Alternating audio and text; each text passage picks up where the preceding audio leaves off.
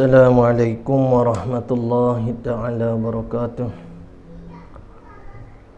Ila hadratin Nabi Muhammadin sallallahu alaihi wasallam wa kafatil anbiya'i wal mursalin wal malaikatil muqarrabin wa ila a'immatil mujtahidin la siyama imamuna syafi'in wa khususan ila Sya'arsya al-Banjari wa ila kulli masyayikhina wa kulli masyayikh wa ila jami'il muslimina wal muslimat syai'u lillahi lana wa lahumul fatihah.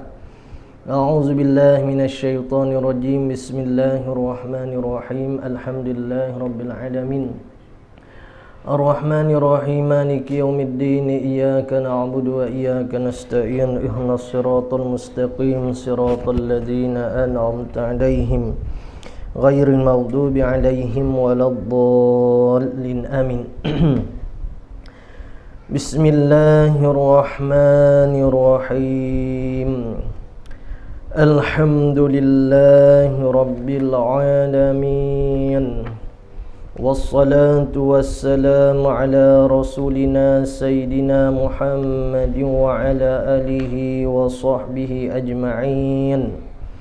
Rabbi israh li sadri wa yassir li amri wahlul 'uqdatam min lisani yafqahu qawli. Allahumma aftah alaina hikmatak wa anshur alaina min khazaini rahmatika ya arhamar rahimin. Wala hawla wala quwwata illa billahil aliyyil azim. Wala hawla wala quwwata illa billahil aliyyil azim.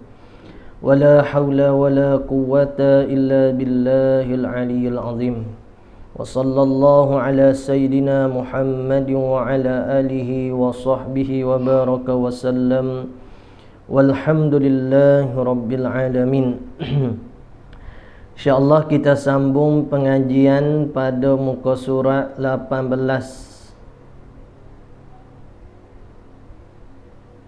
baris yang ke-13 daripada atas. Qala al-musannifu rahimahullahu ta'ala wa nafa'ana bi'ulumihi fid darain. Faslun, pada menyatakan yakni menerangkan segala sunat yang dalam sembahyang.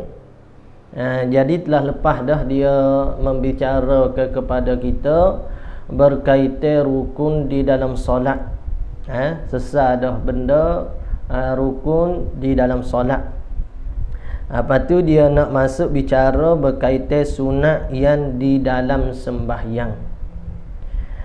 Pada menyatakan segala sunat yang dalam sembahyang, bermula sunat dalam sembahyang itu, iaitu sunat dalam sembahyang menyebutkan niat itu dengan lidah dahulu daripada takbiratul ihram.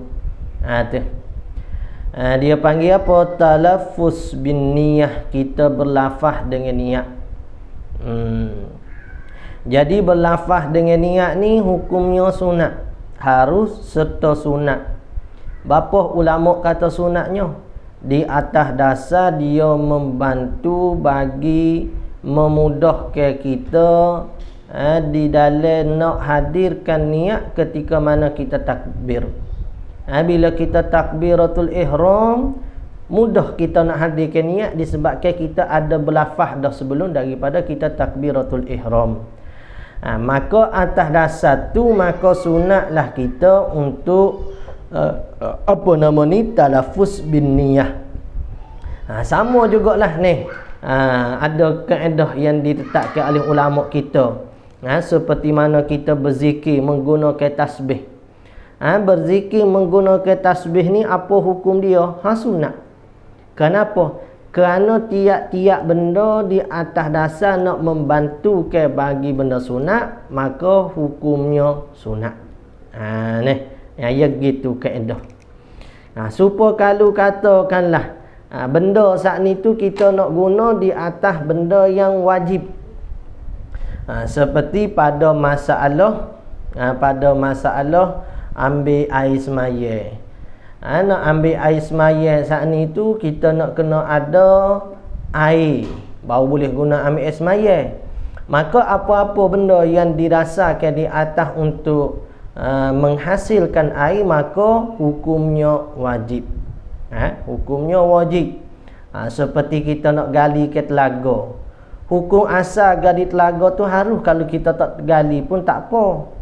Tetapi di atas dasar kita nak ambil wuduk, untuk nak menyempurnakan ibadat solat kita, maka wajib kita saat ni kena mendapatkan air dengan secara mana hak kita mampu. Kalau kata air saat ni dijual, maka wajib kita beli, pada hukum asalnya harus. Kalau kata harga tu harga yang berpatutan lah.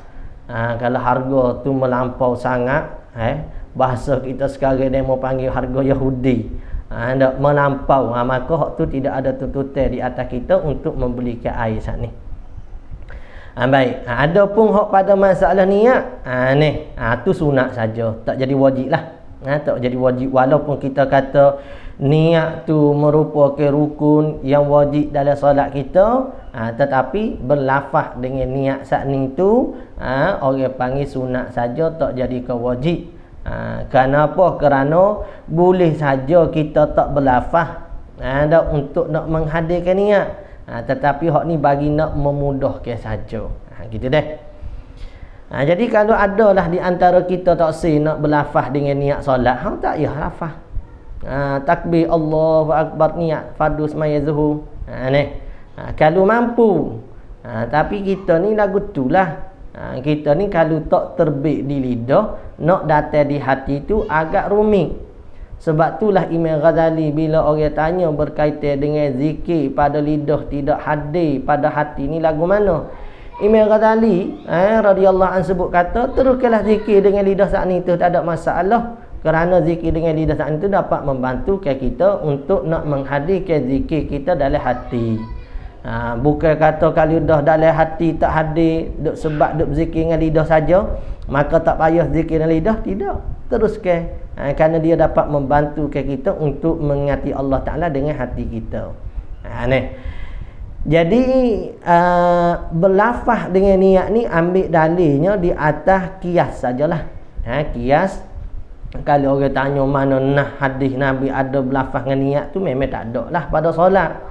Tetapi ada pada ibadat yang lain, seperti ibadat haji, ada Nabi sallallahu alaihi wasallam berlafaz dengan niat, nawaitu umrata wa ahramtu biha, nawaitul hajja wa ahramtu bihi lillahi ta'ala. Ada. Maka ulama qiyas dengan ibadat saat ni tu ibadat yang kita kata ibadat yang wajib, maka sama dengan sembahyang.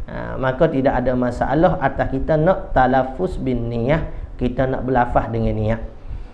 Jadi setengah-setengah orang tak faham, dia nak jadi benda ni di antara benda pergaduhan lah.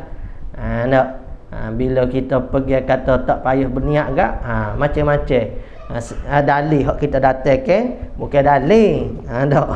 Dia ni mudah ya. Dia kata tak ada dalil. Tak ada dalil menunjukkan kata tak ada. Gitu saja. Ya tak payah ngaji banyak. Kita nak jawab ni kena ngaji banyaknya, kena faham lagu mana ulama tu buat jadi hukum kata sunat tu nya. Ada mending ngaji sepatah tak ada dalil, tak payah ngaji dah. Itulah. Kita kena faham molek supaya tak jadi pergaduhan kita di dalam bab ibadat, kalau benda tu masih lagi ruangnya khilaf ulama. Nak begitu saja. Supaya apa? Berlafaz niat ni supaya menolong hati. Menolong hati iaitu pada masalah nak mendatangkan niat. Niatnya ialah mahalluha qalbun. Niat tepatnya dalam hati. Tetapi bagi nak memudahkan menghadirkan niat dalam hati itu, kita bertalaffuz, kita berlafaz. Dan sunat menghadirkan niat itu dengan hati daripada permulaannya sembahyang datang kepada kesudahannya sembahyang. Ini dia panggil istihdar. Istihdar ni maksud katanya kita orang panggil apa? Kita hadir ke tiap-tiap pergerakan solat kita saat ni tu. Dia kalau hak dalam kitab Hidayah Sibi apa ada tu asalnya.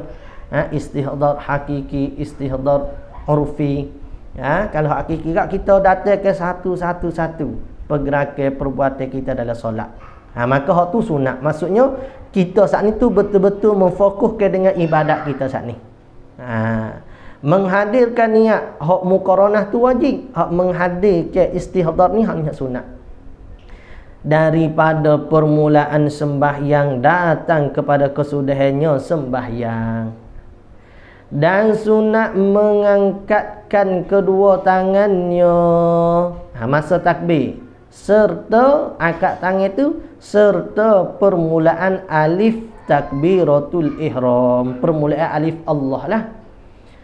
Permulaan alif Allah, kita nak solat sini Allahu Akbar, biar serentak. Tak sih kita takbir dulu Allahu Akbar baru akad, ataupun akad dulu baru Allahu Akbar. Tak sih. Dia nak serentak dengan pergerakan tangan kita dengan lafaz Allah tadi itu. Dan sunat menghadirkan niat itu dengan hati. Mana sini? Dan sunat mengangkatkan kedua tangannya serta permulaan alif takbiratul ihram. Dan sunat, sunat ni gapo nama? Tak teringat pada sunat pula. Sunat ni maksudnya ma yusabu ala fi'lihi wala yu'aqabu ala tarkihi. Buat dapat pahala, tinggal tak berdosa. Tu sunat.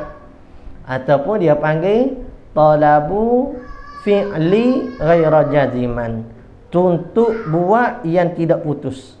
Kalau tutup buat hak putus tu dia panggil benda wajib. Tu biar kita faham lah. Dan lama orang tanya sunat ke apa? Sunat wajib, wajib lah. Tu dia panggil tak reti lah tu. Kau dah tu yang retinya. Dia tak boleh gitu kita ni dalam bab ibadat ni dia kena reti banyak lah. Kita hidup di atas muka dunia ni lama dah. Amo yakin hak kita semua ni tak ada lah hidup bos 10 tahun baru hidup atas muka dunia. Tak ada. Puluh-puluh tahun dah hidup kita di atas muka dunia. Jadi kalau berkaitan dengan benda agama tu sangat sedikit kita tu faham, sedihlah kita. Iman kita tu sedih. Orang panggil berkaitan dengan agama ni kita tak tahu banyak perkara. Berkaitan dunia kita tahu daripada kecil lagi. Contoh anak-anak kita. Benda kaitan dunia mana? Umpamanya main game ko. Main game ko, tengok video di telefon ko, Allah. Hebat pada orang tua anak-anak kadang-kadang. Nampak. Jadi nak kata demo saat ni tu kita dok didik kenal ke dunia tu cepat lebih daripada kenal pada akhirat. Sedangkan kita nak pergi ke akhirat, kita dok kenal benda hak dok sementara ni. Sedangkan bagi hak kita nak tuju tu kita tak kenal mana. Susahlah kita. Tu orang panggil kita tak ada persiapan. Jadi kita kena ada persiapan yang banyak. Bukan kita saja, anak-anak kita, isteri kita, suami kita, ibu bapa kita, adik-beradik kita. Semua orang hak berkaitan dengan kita ni kalau boleh kita ajak-ajak ku anfusakum wa ahlikum naro. Tegahlah diri kamu daripada api neraka, diri kita dulu. Lepas tu wa ahlikum, dakkan kerabat kamu daripada api neraka. Qadar mana ustaz kita nak kena faham agama ni? Qadar fardu ain tak pada. Tu ya dak tekan sangat tu. Moga kita ma'ruf orang ni bukannya sejenis supaya kita belaka mana warak jurus belaka, tidak. Orang ni dia ada minat-minat yang lain-lain. Ada kecenderungan diri orang saat ni tu. Cuma walaupun kecenderungan diri kita ni pada benda yang lain, minat kita pada bahagian bidang lain sekalipun, paling tidak bahagian fardu ain ni bahagian agama kita lepas. Lepas tu kita buatlah ibadat hak wajib, kita buat hak sunat, hak qadar kita mampu kita buat, hak haram kita tinggal, hak makruh qadar kita mampu kita tinggal juga. Lepas tu kita hiduplah dengan cara kehidupan kita, syurga lah bagi kita di atas jaminan Nabi sallallahu alaihi wasallamnya. Tapi masalahnya kalau hak fardu ain, ilmu, bahagian ilmu ni kita tak faham, tak reti, Orang panggil ibaratnya kereta lalu berjalan di tengah malam dalam keadaan lampu duduk kelip. Hak teruk lagi tak nyala terus. Lagu mana kita nak berjalan di tengah-tengah malam? Zaman kita ni zaman tengah malam lah. Zaman tak nampak bergapo. Hak baik pun nampak super buruk, hak buruk pun nampak super baik. Sebab itulah zaman lah ni zaman duduk di rumah, zaman senyap. Itulah hak terselamat orang pada zaman ni. Dan sunat laginya, dia kata dan sunat mengangkat kedua tangannya serta permulaan alif takbiratul ihram. Dan sunat hendaklah ada kedua tangannya itu terbuka, dihadapkannya ke kiblat, hadap ke kiblat. Ini tak nak begitu sangat. Gini ya qada-qada. Tak nak terik sangat. Ada pendapat hak gini pun. Kalau boleh qada tu. Qada gitu. Jangan rekok sangat. Qada tu. Hadap ke kiblat. Allah. Ada setengah yang hadap kau telinga. Allah. Tak tahu. Ada pendapat kodok tu. Kalau ada pun benarlah berkalinya kalau ada. Ya sebabnya kita ni dalam solat kita nak hadap kepada arah kiblat zahir kita supaya batin kita pun turut hadap pada arah kiblat. Maksudnya memfokuskan ibadat kepada Allah Taala. Kalau zahir kita pun tak hadap dah ke arah kiblat, kaki kita pun tahu arah mana, tangan kita pun tak tahu arah mana, maka bagaimana kita nak menghadirkan hati kita tu dengan sebenar-benar? Sebab tu ada yang bertanya masalah khusyuk dalam solat tu, kita dah sebut di antara bagi untuk khusyuk dalam solat, kata setengah ulamanya, kita kena kawal benda sebelum daripada masuk pada solat. Gapo dia perbuatan benda hak kita buat sebelum pada solat, maka tu akan membawa akan terbawa masuk ke dalam solat kita. Sebab itulah sebelum masuk pada solat tu, kalau boleh kita selesaikan urusan dunia kita, benda-benda hok menjadikan hati kita ni jadi terikat, selesaikan dia. Kalau boleh sebelum masuk solat tu kita fokus pada bab ibadat. Bila masuk pada solat maka mendapat khusyuk. Hak tu cara mendapatkan khusyuk dalam solat sebelum daripada melakukan solat. Ada pun cara mendapatkan khusyuk dalam solat, cara untuk mendapatkan khusyuk di dalam solat, orang panggil perbuatan hak perlu kita buat dalam solatnya apa? Di antaranya kita hadapkan sekalian anggota kita ni kepada arah kiblat. Dan kita buat segala benda-benda sunat ni. Lepas tu kita faham ke makna-makna ayat, kita tadabbur ke makna-makna ayat. Tu di antara benda untuk mendapatkan khusyuk kita dalam solat yang perlu kita buat di dalam solat. Baik, dia kata dan sunat hendaklah ada kedua tapak tangan itu terbuka, dihadapkannya ke kiblat serta dijarangkannya. Anak jari ni tak nak kapit, buka sikit. Serta dijarangkannya anak jari tadi, segala jarinya dengan pertengahan. Tak si jari kuat sangat, pertengahan qadar biasalah. Hadap pun hadap kiblat saat ni, jari-jari pun qadar biasalah, tak si nak rekok gitu. Qadar biasa. Baik. Dengan pertengahan jarang jua, tak si nak jari telajak.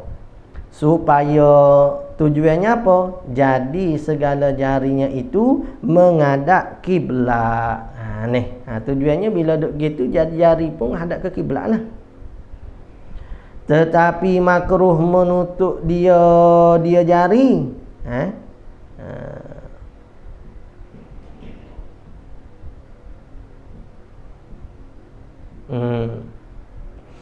Tetapi makruh menutup dia jari melainkan kerana uzur.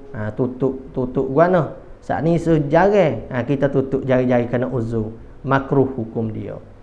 Dia kalau atas pendapat Imam Nawawinya, mana-mana benda mana-mana sunat yang tidak kita kerjakan hukumnya makruh. Benda tu sunat kita tak buat, maka hukumnya makruh. Tu kira mudah. Sebab tu sini dia kata makruh menutup ke dia jari sat ni melainkan kerana uzur. Kalau ada uzur tak apalah.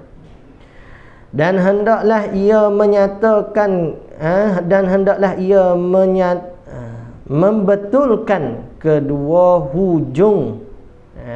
Hujung. Kalau kita Jawi itu kena tambah sikit. Kedua hujung, cuping telinganya. Kita betulkan jari-jari saat itu biar kena pada cuping telinga ni. Membetuli. Allah, tu qada tu membetuli. Dan disuruhkannya mengangkatkan kedua tapak tangan serta kesudahan takbirnya. Jadi kalau hak jari-jari atas ni enggak, cuping telinga hak sebelah atas. Kalau ibu jari ni membetuli cuping telinga sebelah bawah. Allahu Akbar. Lepas tu kita jatuh ke tangan ni berbetulan dengan serta kesudahan bagi takbir. Akad berbetulan bagi mulanya takbir, jatuh berbetulan bagi sudahnya takbir. Allahu Akbar. Gitu.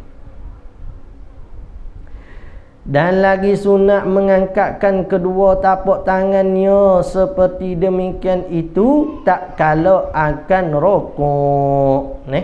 Mengangkatkan kedua tapak tangan itu seperti demikian itu, demikian mana? Demikian masa mula-mula takbiratul ihram. Akad serupa tu tak kala akan rokok. Masa nak rokok mungkin juga. Lam yalid wa lam yulad wa lam yakul lahu kufuwan ahad. Allahu Akbar. Gitu. Dia jangan dia kena ada saktah situlah. Walam yakul lahu kufuwan ahad. Wakah kena berhenti situ, barulah takbir. Jangan walam yakul lahu kufuwan ahad. Allahu Akbar. Ni express sangat. Tak boleh gitu. Makruh. Banyaklah kadang-kadang satu email buat benda-benda begitu. Dia tak sedari. Seperti demikian itu tak kala hendak rakaat itu dimulainya mengangkatkan kedua tangannya itu tak kala ia berdiri masa nak rakaat sani. Allah nak rakaat sani seperti permulaan takbir hingga berbetulan kedua tapak tangannya dengan kedua bahunya. Allah. Kedua bahu. Allahu Akbar. Dengan kedua bahunya tunduklah ia rakaat. Jadi bila Allah nak turun pula, nak turun pada rakaat, Allahu Akbar. Sami Allahu liman hamidah. Dan sunat mengangkatkan kedua tapak tangannya tak kala iktidal, iaitu mengangkatkan kedua tangannya seperti permulaan mengangkatkan kepalanya. Dikatanya masa iktidal, Sami Allahu liman hamidah. Dia hak asalnya dia semua lafaz takbir dalam solat ni Allahu Akbar lah, nama lagi takbir. Tetapi satu tikanya bila Sayyidina Abu Bakar ni radhiyallahu an, dia datang terlambat dalam ibadat solat tadi, disebabkan menghormati ada seorang pokcik hak berjalan di hadapan dia lambat. Jadi dia tak dihormatnya, dia tak potong. Kalau kita lambat agak ni, kita potong lah, tak wis signal pun. Tu kita. Dia hormat sana, dia tak potong. Sehinggalah pada waktu tu Sayyidina Jibril ni tehir Nabi SAW daripada iktidal. Maka Sayyidina Abu Bakar pun masuk dalam keadaan Nabi SAW masih lagi rakaat. Maka dia memuji ke Allah Ta'ala, alhamdulillah.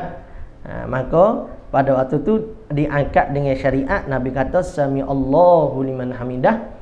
Allah Ta'ala mendengarkan mereka yang memujinya. Gitu. Dan kesudahan iktidal dikatanya, jadi bila kita bangkit Sami Allah dengan akad tangan lah, Sami Allahu liman hamidah. Kesudahannya Rabbana lakal hamd. Hak ni tak kira imam ko makmum ko, sama-sama sunat kata Sami Allahu liman hamidah ketika mana bangkit. Jadi kita jangan tertiru-tirulah dengan hak mazhab lain. Mazhab mereka bila imam naik Sami Allahu liman hamidah, makmum naik kata Rabbana lakal hamd. Hak mazhab kita bila tu imam naik Sami Allahu liman hamidah, kita pun naik kata sami Allah liman hamidah. Bila berdiri betul tu baru kata Rabbana lakal hamd. Jadi maksud katanya kita kena tahu pendapat-pendapat mazhab kita lah. Sebab tu kadang-kadang kita dekat tak sukalah setengah-setengah orang kalau tersalah tu tak apa. Tarik balik kenyataan. Ni memang sengaja mendatangkan pendapat hak tak tahu mari mana. Kalau pendapat mazhab lain okey juga. Ni kadang-kadang pendapat hak pandai-pandai sendiri pun ada. Kalau kata kita mendatangkan pendapat mazhab lain, kita kena nyatalah hak saya sebut ni mazhab ni.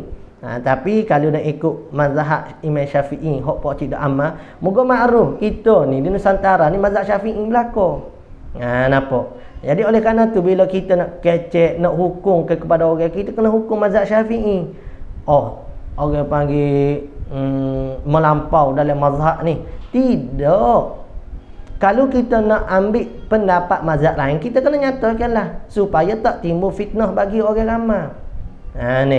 Sebab tu bila ada setengah mereka hok berkecek bab hukum agama, kata lain daripada mazhab Syafi'i, maka hok tu buatkan kekeliruan masyarakat. Seumpama sebelum ambil wuduk tu, sebelum ambil wuduk tu kita buka paik, kita sising dengan baju ni, kita niat dah nak wuduk. Jadi tak apa tak mendatangkan niat ketika mana basuh muka. Sedekah tengok kita mengaji dah sebelum pada ni pada bab masalah wuduk. Mana hak dikirakan niat pada bab wuduk? Pada awal basuh hak fardu, iaitu pada basuh muka. Tapi mari orang lain main dak ayat kata tak apa, tak payah, kira ada dah niat sat ni. Jadi kalau dia nak buat mari pendapat hak tak tahu mari mana, kena ayat ambil sumber mana. Kalau ada pendapat mazhab lain, kena ayat mazhab lain, ni pendapat mazhab lain. Lepas tu kena ayat datang juga hak mazhab Imam Syafi'i hak di Malaysia ke, di Nusantara ni ke, begini. Jadi orang bertanya, betul ke ustaz? Masa semuka tu kena datangkan niat, kalau sebelum pada tu tak jadi niat saat ni. Dia kata tak betul lah. Dia kata tak betul. Salah kata tak betul lah. Kenapa? Kerana niat saat ni tu masa kita sising dengan baju tu dikira niat dah. Jadi rosaklah orang dok mengaji sebelum pada niat. Itu menyebabkan kekeliruan masyarakat. Sebab tu kalau boleh kita ayat hak ustaz tu ayat betul. Cuma bagi saya, pendapat saya ambil pendapat mazhab ni, imam ni, kena ayat gitu. Kalau nak mari pendapat hak lain, barulah orang panggil tak menyebabkan kekeruhan, kepahaman di kalangan masyarakat kita. Ni gak kalau orang tanya kita begitu, gak kita orang terpengaruh. Tentu orang hak menanya saat ni salah ke? Bagi orang hak jawab saat ni. Bagi ustaz hak mengajar orang saat ni. Tak sebegitulah. Banyak masalah korban ni pun ada. Masalah korban ni pun ada. Dia tak faham mazhab. Dia tak faham pendapat mazhab. Dia ambil borong begitu saja. Rosaklah kefahaman agama ni rosak. Kefahaman agama kita pada bab masalah fiqh, kita kena turut mazhab sebab kita tak sampai tanggung mujtahid. Atau hak ni tak boleh nak faham. Orang-orang duk mengaji kita habis ijazah U dah. Kalau Azhar agak teruk lagi. Duk mengaji habis dah ijazah Azhar dah boleh. Tak kita tak faham masalah orang tak sampai tangga mujtahid, dia kena ambil hukum daripada mujtahid. Tapi hak tak boleh faham. Kalau hak tu dia tak boleh nak faham gak. Lagu mana kita ambil ijazah? Nyanyi kau orang benda ni lah kita hak jadi nak betul masyarakat agak jadi susahlah. Susah hati. Baik, seperti permulaan takbir hingga berbetulan kedua tangannya. Mana sana ni? Dan sunat mengangkat kedua tapak tangannya tak kala iktidal, iaitu mengangkat ke kedua tangannya. Seperti permulaan mengangkat dengan kata sami Allah liman hamidah, lepas tu sudah dengan Rabbana lakal hamd. Jadi kita nak kata apa saat ni? Jangan duk tiru-tiru hak mazhab lain. Kita kena buat hak mazhab kita. Kecuali kita nak taklid pada mazhab lain pula. Tak apa. Tidak semestinya awak kena mazhab Syafi'i, tak boleh mazhab lain. Tidak, nak mazhab lain tak ada masalah. Tapi kalau mazhab Syafi'i awak tak nak faham betul, jangan duk gelenyah nak masuk mazhab lain. Kita daripada kecil sampai ke besar, sampai ke tua ni pun banyak lagi hak pendapat-pendapat dari mazhab Syafi'i ni kita tak faham. Tiba-tiba saya nak ambil pendapat mazhab lain lah. Betul kau kita faham mazhab saat ni. Ni. Jadi kena jangan ibadat ni saja nak selamat dia, jangan tiru-tiru. Ibadat ni kita amal dengan cara kita mengaji, kita amal. Gitu. Datang kepada kesudah-sudahan iktidah. Dan sunat mengangkat ke kedua tapak tangannya tak kala bangkit daripada tahiyat yang awal. Maka apabila selesailah ia seorang daripada takbiratul ihram, maka hendaklah dihantarkan kedua tapak tangannya dari bawah dadanya dan di atas pusatnya. Bawah dada, atas pusat. Jadi takbir akad tangan ni saat ni dia sebut 4 lah. Takbiratul ihram, takbir nak rokok, takbir nak iktidal, nak sujud tak ada takbir ni. Lepas tu takbir bagi bangun daripada tahiyat awal. Maksudnya bangun bangkit daripada rakaat pertama ke rakaat kedua, rakaat kedua kepada rakaat 3, tak dituntut ke mengangkat tangan. Takbir tu takbir lah, Allahu Akbar, tetapi tak disunat ke mengangkat tangan. Nampak dah. Setengah orang kita dah akad je tangan. Akad semua tangan. Jadi biar kita tahu masa mana hak sunat akad. Baik, bagaimana kalau kita ikut imam? Maksudnya, contoh masalah. Kita rakaat pertama, kita ikut imam yang mana imam tu pada rakaat yang kedua. Jadi pada rakaat kedua, imam ada tahiyat awal. Kita rakaat pertama tak ada tahiyat awal. Jadi bila imam tahiyat awal, kita kena duduk tahiyat awal. Baik, sekarang bila imam naik, adakah kita saat ni disunatkan mengangkat tangan? Jawabnya disunatkan. Kerana kita mengikut ke bagi imam. Dan bila imam rakaat 3, kita rakaat kedua tak ada tahiyat awal. Ni. Jadi kita bangkit tu imam. Baik, sekarang bila imam rakaat ke-4 tahiyat akhir, kita baru rakaat 3. Sekarang bila kita bangkit daripada tahiyat saat ni tu, adakah sunat kita akad tangan? Sama, tak disunat lah. Sebab itu bukan tempat duduk tahiyat awal bagi kita. Boleh ni. Dan sunat mengangkat ke kedua tangan mana saat ni? Baik. Kedudukan tangan. Jadi kedudukan tangan saat ni dia kata di bawah dada dan di atas daripada pusatnya. Pusat kita. Jangan bawah pusat, jangan atas dada. Ni orang kita dah ikut orang. Nak ikut orang. Nampak orang dah tak atas dada sikit, nampak ili pelik pada orang. Ataupun hak jenis malah ni, dia letak bawah pusat. Ya memang ada pendapat mazhab lain, hak masalah bawah pusat apa semua ni. Tapi kita amal dengan mazhab kita lah. Kecuali memang kita tu mazhab lain. Ataupun kita guna mazhab sendiri berhak. Tu lagi sedap. Buatlah lagu mana pun bila mazhab sendiri berhak ni tak payah ngaji banyak. Ni. Tu mudah tu nak jadi ustaz tu, buat mazhab sendiri berhak. Katalah gapo pun tak ada masalah, muka mazhab kita sendiri. Rosaklah, rosak orang tu. Dhallu wa adallu, sesat lagi menyesatkan orang. Dan di atas pusatnya serta digenggamkan dengan tangannya kanan pada pergelangan tangannya kiri. Jadi kalau boleh je kau gapo tak sini ada lah dalam solat ni. Kecuali dah bila termasuk nak lagu mana.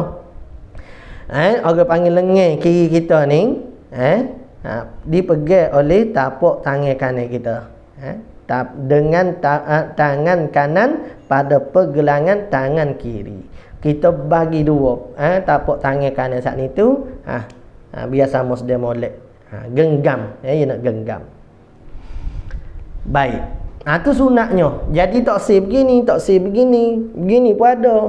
Duk semaya, duk begitu. Teruk sangat. Duk begini pun ada. Dia tak say. Yalah kalau nak kata kill tu banyak. Ni kita tengok dari kitab Qalyubi apa banyak. Kita ambil pendapat hak muktamad dan mazhab kita pergi begini, pergi. Genggam. Adapun hikmah. Adapun hikmah menyuruh pada mengantarkan kedua tangannya di bawah dada itu apa? Letak tangan bawah pada dada ni. Sebab ada di sana anggota yang mulia, iaitu mana? hati yang tempat bagi niat. Dia kata sat ni, hikmah menyuruh pada menghantarkan kedua tangan di bawah dada. Sebab apa? Sebab di bawah pada dada ni dia kata ada di sana, yakni di bawah dada sat ni, anggota yang mulia, iaitu hati yang tempat bagi niat. Di bawah dada. Dan ikhlas, nak mari niat ikhlas gapo semua situ belaka. Dan takut akan Allah, hati. Sebab tu hak kita ada duk baca masalah korban ni. Ulama kata hak molek ambil bagi kita hak sembelih ni ialah bahagia dalam, iaitu hati. Bapa? Sebab bahagia hati nah bahagia zikir bagi makhluk. Jadi sebab tu hak afdalnya kita ambil pada bagi hati, iaitu atas setengah pendapat hikmahnya itulah. Bila kita sembelih binatang, tempat mana hak sunat kita ambil? Tempat orang panggil bahagia dalam dia, iaitu hati. Maka orang tanya kenapa dia ambil hati, maka ada setengah ulama jawab hikmahnya kerana itulah tempat bagi zikrullah. Sama muka makhluk binatang ni pun dia berzikir ke Tuhan. Dan takut akan Allah Ta'ala. Dan sunat ia menilik di dalam sembahyang itu kepada tempat sujud, jikalau buta atau yang sembahyang di dalam kelam gelap sekalipun, sunat melihat kepada tempat dia nak sujud. Boleh ni. Melainkan pada yang hampir Kaabah. Kita duduk depan dengan Kaabah. Ni tak ada molek. Nak tengok tempat sujud ke nak tengok Kaabah? Kaabah mulia. Lihat dia pun dapat pahala dah. Supaya lihat ke ahli ulama dapat pahala, lihat ke ibu bapa dapat pahala atas kasih sayang lah. Melainkan pada yang hampir pada Kaabah, maka hendaklah ia menilik kepadanya, kepada Kaabah jua. Besar hak tu daripada melihat pada tempat sujud. Hak dekat dengan Kaabah, kita ni jauh pada Kaabah. Tu ya, siapa orang buat gambar dalam atas jadah tu dengan Kaabah tu. Mudah-mudahan kita terbayar depan Kaabah. Dia sebolehnya tempat sujud kita ni kalau boleh tak ada gambar, tak ada gapo lah. Dalam kitab sebut begitu. Tak ada pun dalam kitab kata seeloknya tempat sujud kita ni kita lukis ke Kaabah, tak ada. Tapi dah ada tu biarlah, nak buat gimana. Cuma nak kata hak mana afdal. Dan demikian lagi sunat ia seorang menilik pada telunjuknya tak kala pada tahiyat menyebut illallah. Ni hak ni so. Jadi pada waktu lain sunat kita memandai kepada tempat sujud. Ada satu tempat saja hak sunat kita pandai pada tempat yang lain. Iaitu masa kita kata illallah di tahiyat. Asyhadu an la ilaha illallah. Ada 4 perkara, 3-4 perkara yang perlu kita buat. Yang pertama, wajib pada orang panggil mulut lidah kita sebut asyhadu an la ilaha illallah, sebab tu rukun solat. Yang kedua, sunat kita hadir ke dalam hati ketauhidan Allah. Yang ketiga, sunat mata kita memandai kepada telunjuk. Dan yang keempat, sunat telunjuk ni diangkat isyarat bagi tauhid Allah Ta'ala. Boleh 3-4 perkara sunat ketika mana kita duduk, kita membaca asyhadu an la ilaha illallah. Yang pertamanya, mulut kita, lidah kita wajib menyebut sebab itu rukun qauli. Yang keduanya, sunat di hati kita ni menghadirkan ketauhidan Allah. Yang ketiganya, sunat mata memandai. Yang keempat, sunat jari kita mengangkat mengisyaratkan asyhadu an la ilaha illallah. Kemudian kita akadkan wa asyhadu anna Muhammadar Rasulullah. Kita letakkan ibu jari ni di sisi jari telunjuk. Baik, banyak jari kita, kenapa jari telunjuk hak diangkat pada kata illallah. Dan kalau kita isyarat ketauhidan Allah pun kita tunjuk dengan jari telunjuk. Kita tak tunjuk dengan anak jari, dengan jari manis ke, dengan ibu jari ke. Tunjuk dengan jari telunjuk. Kenapa? Kerana di sana ada ulama huraikan urat yang ada pada jari telunjuk kita ni dia bersambung kepada kalbu kita. Masya Allah. Alim ulama ya hura begitu mana deh. Ha tu. Orang panggil ada pada hati kita ni bersambung pada kalbu kita. Yang mana bila kita akad illallah, dia jetak, dia sapa. Urat dia saat itu kepada kalbu. Itulah beberapa perkara hak sunat ketika mana kita menyebutkan illallah. Asyhadu an la ilaha illallah wa asyhadu anna Muhammadar Rasulullah. Nak tambah wa asyhadu anna sayyidina Muhammad Rasulullah pun tak ada masalah. Dan sunat ia menilik di dalam sembahyang itu kepada tempat sujud. Mana sana?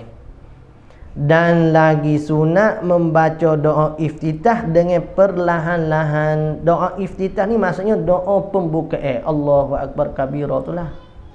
Kenapa dipanggil iftitah? Sebab dia dah mula-mula dibaca. Dan luput tuntutan membaca iftitah bila kita membaca benda yang selain daripada iftitah. Seumpama kita baca ta'awuz, a'udzubillah. Umpamanya kita pergi baca a'udzubillah, maka luputlah tuntutan di atas kita untuk membaca ke doa iftitah. Kerana nama lagi iftitah. Iftitah ni maksudnya untuk dibuat mula. Tiba-tiba kita buat mula dengan benda lain dah. Seumpama hak kita sebut saat ni, seumpama kita baca ta'awuz, a'udzubillah, ataupun baca basmalah, bismillah, maka pada waktu tu orang panggil luput tuntutan sunat di atas kita untuk membaca doa iftitah. Baik.